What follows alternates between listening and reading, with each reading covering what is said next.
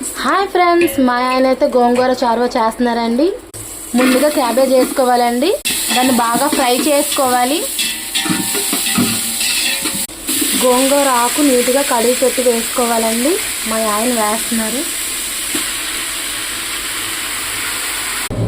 బాగా మగ్గిన వరకు కలుపుకోవాలండి.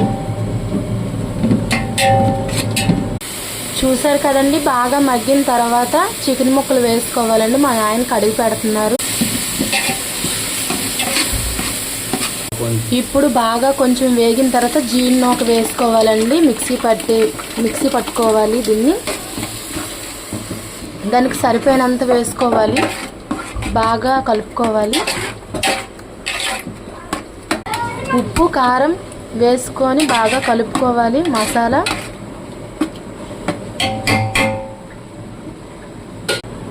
దానికి సరిపడేటట్టుగా వాటర్ వేసుకోవాలి.